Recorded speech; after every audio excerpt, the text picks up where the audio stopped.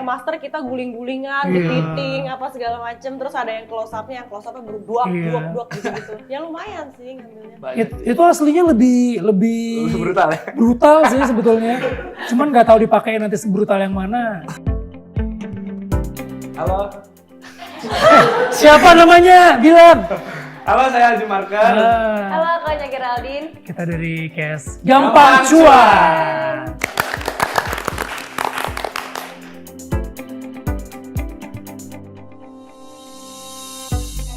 Premisnya naon sih? Aku udah takut nih. Iya sebetulnya ceritanya tentang 3 bersaudara kakak adik yang dia berusaha untuk apa ya mencari cuan ke Jakarta, tapi di tengah usahanya itu mencari cuan itu dia mendapatkan sebuah berita bahwa bapaknya itu punya utang sebesar 300 juta gitu. Mungkin buat sultan-sultan yang lain 300 juta mah buat sultan ini agak buat berat. Sultan yang ini agak berat ya. Jadi ketiga saudara ini saling bahu-membahu untuk melunasi utang itu. Sesimpel itu sih sebetulnya.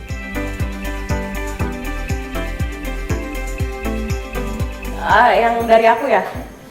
Tapi bukan aku pribadi sih ini. Jadi kebetulan memang kan ada tentang saham-sahamnya tuh film Gampang Cuan. Terus abis itu kalau yang relate di aku mungkin waktu itu anggap aja aku punya temen. Jadi dia tuh main saham juga.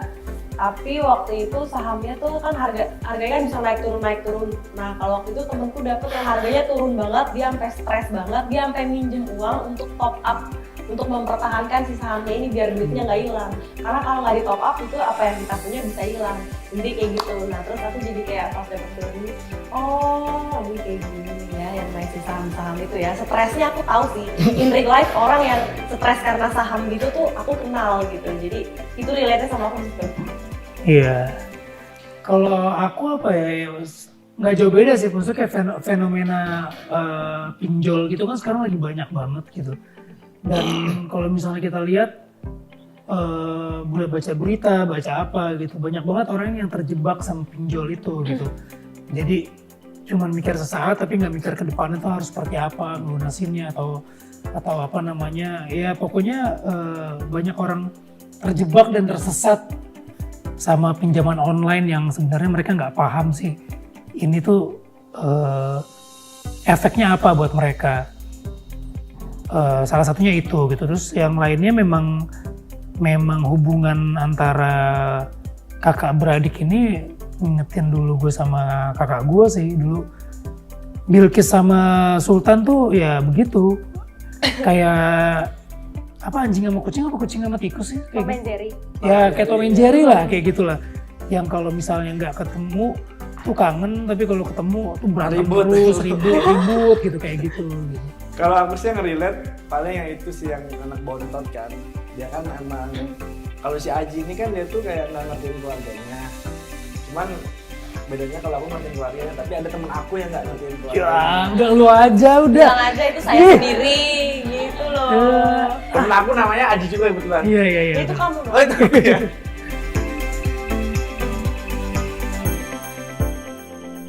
Kayaknya waktu itu kita pas lagi reading ya, yang di kantornya Temata itu. Terus kita berdua sih sepakat bahwa kayak ini biar asik kita beneran aja yuk gitu. Jadi jangan kayak, jangan gitu, kayak beneran ya, iya janjian ya, iya gak sih Kak, aku lupa deh. Gitu. Jadi waktu itu si Mas Abi, saudaranya, dia pengen hubungannya itu memang Surrealistik iya gitu, dan memang apa namanya kalau ngata-ngatain tuh emang gitu kan sebetulnya bahasanya dipakai ini kasar ya. Bahasa Sundanya itu kan kasar gitu. Mungkin nggak semua teman-teman yang berasal dari Jawa Barat menggunakan bahasa itu gitu, tapi kalau aku punya beberapa temen gitu ketemu sama kakak adik itu begitu gitu, dan ternyata ini mah gue kayak ngeliat temen gue nih begini banget gitu, kasar banget, kecuali sama ibunya enggak, tapi kayak sama kakak adik apalagi jaraknya umurnya dekat kan, si Sultan dan Bilqis ini kan bisa dibilang umurnya tuh beda cuma 1 tahun lah gitu. Jadi memang udah seberani itu, seini gitu, selancang itu gitu. Nah sutradaranya pengennya maunya segitu gitu. Karena nanti kenapa harus seperti itu? Karena di ending filmnya ada sesuatu yang mau kita kasih lihat sebetulnya. Nah, sekesalnya tuh harus segitu, sesayangnya tuh harus segitu gitu. Ada Sering malah kita kita main tenis juga. bareng, badminton. makan ya. Badminton ya? Aku nggak ikut Iya. badminton. Biliar. Pokoknya sering jalan bareng gitu dan apa namanya dan memang ketika dari readingnya itu kita manggilnya udah Ikis, udah Aji gitu. Terus Utan, jadi memang udah ngebiasain itu dan kebetulan Anya sama Aji juga terbuka banget gitu, apa namanya, kita tuh ini anaknya diginiin, yaudah anaknya diginiin, anaknya diginiin, oh iya anaknya diginiin gitu. Aji juga apa namanya dari Jawa Barat gitu kan, jadi kalau misalnya kita ada ngomong yang salah tuh langsung dikoreksi sama Aji dan kebetulan banget juga tim krunya itu kebanyakan dari Jawa Barat. Iya, Orang Sunda, ada yang Sunda dari mana gitu. Jadi kalaupun ada yang salah ini langsung banget dikoreksi. Lumayan itu tag-nya. Yang di dalam kontrakan Mudah ya? harusnya, sian mudah. Oh yang itu, lumayan ya? Itu kenceng Kayak banget gitu. sih, aku Kan lihat noyornya kenceng banget. Ada yang master kita guling-gulingan, Iya. beating apa segala macem. Terus ada yang close up-nya berduak Iya. gitu. Ya lumayan sih. Itu aslinya lebih Brutal ya. brutal sih sebetulnya. Cuman nggak tahu dipakai nanti sebrutal yang mana. Tergantung saudara. Ya kalau pasti deg-degan ada lah orang Vino ketemu Abang Seno. Alah. Kalau Bang Vino betul sebenarnya fan sama Bang Vino cuma Dia diisi naksir aja. sebenarnya, naksir. Lebih ke naksir sih. Orang naksir sama Anya, naksir sama gua. Tapi ada yang adegan sama Aji yang brutal juga ada ya. Itu yang dimasukin yang obat. ditampol. Iya, Iya, ditampol. iya, nanti harus nonton pokoknya. Iya pokoknya ada deh. Pokoknya bak-buk deh. Ada kok di trailer ada. Iya, ada ya, udah ada ya. Oke. Kalau aku pas tahu Kavino, aku mungkin deg-degannya. Jadi aku tuh sebelumnya pernah syuting sama Kavino dan aku emang udah tahu Kavino tuh kata orang-orang baik banget apa segala Iya. macam. Oh. Kayak Alhamdulillah. nggak- maksudnya gini loh, kayak bukan artis yang ribet kalau syuting terus nggak sombong juga. Oke, itu udah. Nah tapi aku deg-degannya kayak gue mesti ada adegan-adegan yang mungkin Kayak- kasar atau gimana sama dia gitu. Adegan Dia intim, gimana- adegan dia intim gimana banget ya? gitu. Itu lebih dari ya. itu kayak luar gitu-gitu terus kayak dia gimana ya, dia santai nggak ya? Soalnya kalau aku personally aku orangnya kalau emang kayak mau syuting atau apa, yuk beneran aja yuk biar seru gitu, biar dapet gitu daripada ngulang-ngulang lagi kan. Ternyata dia juga orangnya sama kayak aku, jadi oh ya udah enak. Iya gitu. sih, seru lah pokoknya seru.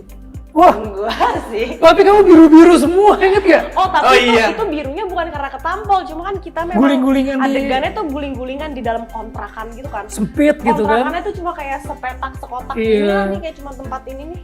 Terus nggak ada alas empuknya kecuali cuma si ada kasur Palembang sebiji. kasur Palembang kita, itu kita doang. kayak berantemnya guling-gulingan habis dari kasur Palembang ke ubin ini, Iya. ke ubin itu. Birunya karena itu, bukan karena Ada lagi yang di luar, adegan di luar yang sama dia Oh, juga, iya, yang iya. batu-batuan iya, itu iya, ya. iya, iya. Ya pokoknya gitu deh. Oke gitu deh. Rusuh.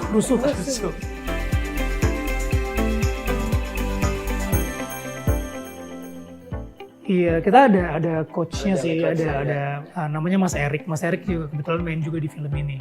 Iya. Mas Erik tuh yang jadi apa namanya manajer HRD. Nah dia yang ngajarin bahasa Sunda. Kita sebulan sebetulnya awalnya itu skripnya tuh udah disundain semua, Cuman begitu kita latihan, kita reading, disimulasiin keputusan sutradara dan produser ada beberapa part yang kayaknya kalau misalnya disundain semua, kan film ini bukan cuma untuk teman-teman yang di Jawa Barat gitu. Film ini kan film Indonesia gitu. Jadi ada teman-teman yang mungkin di luar Jawa Barat juga butuh bisa relate nggak cuma dari bahasanya tapi dari emosinya. Nah kalau misalnya semuanya harus baca subtitle, ada beberapa adegan yang emosinya tinggi tuh dia harus kerjanya 2 kali, ngelihat subtitlenya baru ngeliat ini, sementara adegannya kan berjalan terus gitu. Akhirnya diputusin untuk beberapa adegan, terutama adegan penting, kita kurangin bahasa Sundanya atau lebih ke bahasa Indonesia, atau bahasanya di part lain semuanya full Sunda, di part lain kita full Indo, di partain digabung gitu ya. Gabung, ya. Di apa namanya, ada yang Sunda, ada yang ini. Ya mungkin kalau misalnya teman-teman yang dari daerah Jawa Barat, aneh ada yang campur-campur gini. Ya memang, tapi kan kebutuhan kita bukan cuma masalah itu gitu. Kebutuhan kita tuh lebih besar, kita pengen bukan cuma teman-teman di Jawa Barat aja yang nonton, tapi orang-orang di luar itu pun nonton. Dan keputusan itu ketika saya nonton filmnya sih, oh iya sih, saya baru tahu maksudnya sutradara dan produser tuh apa gitu. Karena memang nggak semua penonton film Indonesia pun terbiasa membaca subtitle, membaca teks gitu. Karena apalagi film Indonesia baca subtitle yang nonton Indonesia pun semuanya itu nggak semuanya terbiasa gitu. Akhirnya ada apa ya? Ada pemakluman lah di beberapa part biar semuanya juga apa namanya, juga bisa menikmati langsung gitu ya. Tapi menurut aku juga lumayan make sense karena emang kita tuh ngegas Sundanya tuh di awal, dimana memang kita masih ada di kampung halaman kita ceritanya. Di situ kita ya obvious kita semua Sundaan. Tapi kita kan ada yang kitanya ngerantau ke Jakarta, ketemu sama orang-orang Jakarta. Nah di situ udah mulai campur terus ada Indonesianya. Jadi itu juga nggak yang kayak tiba-tiba loh kok tiba-tiba berubah, enggak. Itu kayak menurutku semuanya dikemasnya sangat make sense gitu.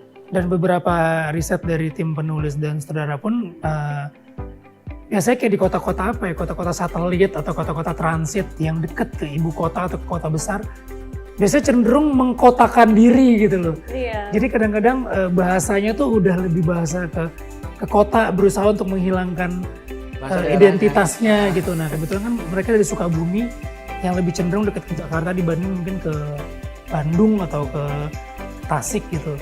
Ya mungkin fenomena-fenomena itu yang mau coba dideketin ke sini sih.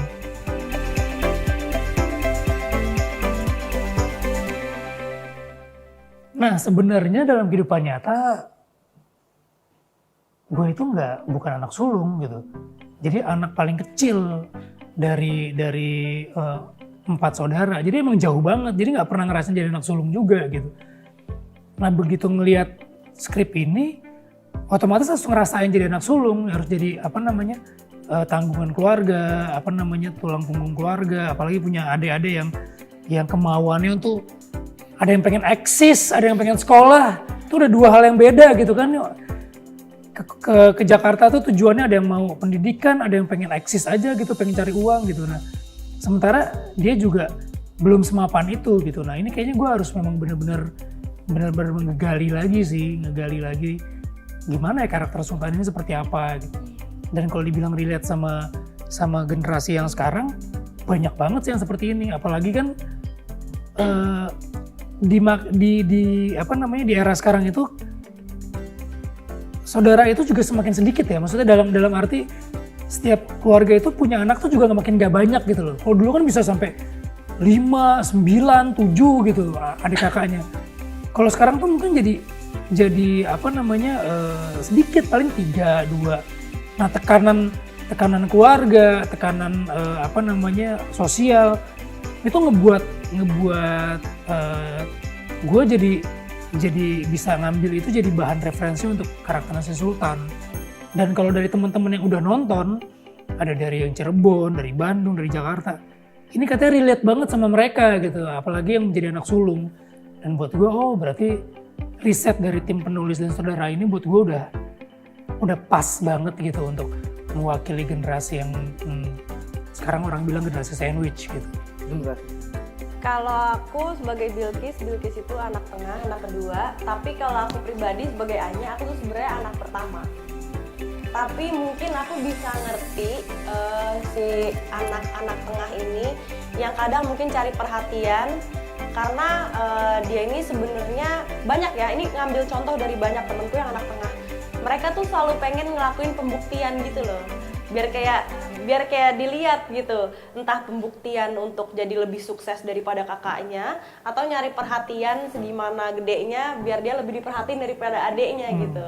Jadi emang iya sih kalau aku mulai bisa lah memahami dilema-dilemanya anak tengah itu gitu. Walaupun aku aslinya anak sulung ya gitu.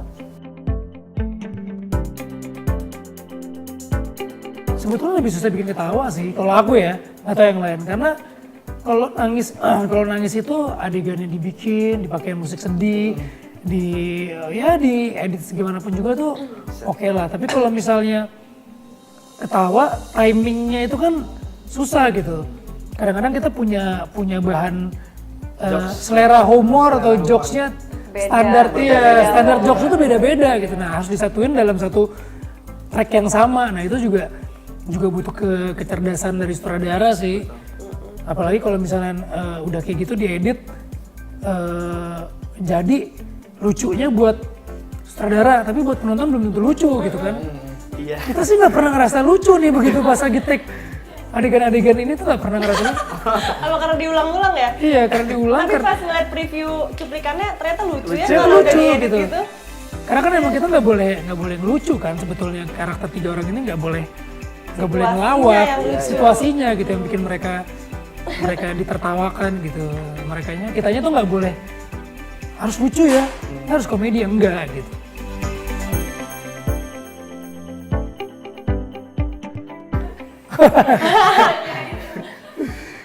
Seru sih itu baru tahu malah, kalau aku baru tahu pas lagi mau Pas lagi hari H. Iya kan hari H kan? Iya, aku juga baru tahu. Iya, tiba-tiba ada dia. Aku seneng sih ngeliatnya lucu. Soalnya sering kan ngeliat ada di Instagram, di TikTok gitu. Dan ternyata aslinya kalau kerja bareng dia orangnya ini loh, diem, nggak yang kayak tiba-tiba begitu gitu, enggak. Dia kayak Pemalu ya, dia kalau pemalu, baru kenal ternyata dia aslinya pemalu. pemalu, sopan banget orangnya gitu. Harus nonton ini Peri di sini Harus pokoknya. nonton tetangga kita itu ya.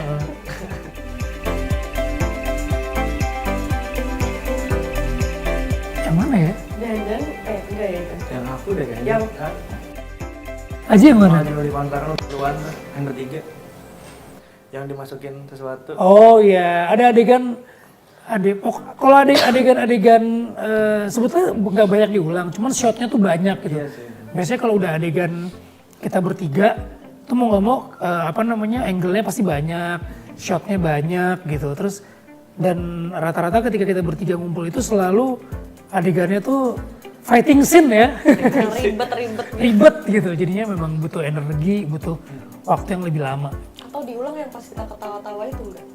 Oh iya, bisa ya. itu. Emang ada Aji? Ada yang di rumah kan? Ada ya. Yang di rumah Aji. Ada yang di rumah, ada yang di Iya. Oh iya, jadi ada adegannya kita juga nggak bisa nahan ketawa gitu. Pertama sama adegan sama Bilqis soal taaruf lah gitu. Itu di tempat tidur tuh itu sebetulnya sih kalau ngeliat adegannya, kalau misalnya ada yang ketawa itu ketawa beneran gitu. Terus sama adegan apa sih Pak siapa namanya? Iya pokoknya ada satu adegan yang di dinner apa sih namanya, Billionaire Round Table itu si aktornya tuh lucu banget. Emang Jadi tidak sengaja dia senatural itu lucunya. Iya, jadi kita ketawa-ketawa, Terus kita nggak siap. Iya, kita nggak siap untuk ngadepin dia. Kita tuh harusnya di situ actingnya yang kayak serius, dengerin dia ngomong. Tapi ini kayak aku sama Kavin malah Iya. jadi di-cut. Itu bukan adegan lucu, di filmnya pun juga bukan adegan lucu gitu, tapi kita nggak siap aja dia acting seperti itu gitu. Halo teman-teman semuanya, jangan lupa nonton film Gampang Cuan, film paling lurus tahun ini. Lucu terus. Tanggal 16 November 2023 di seluruh bioskop kesayangan Anda. Yes, cuan.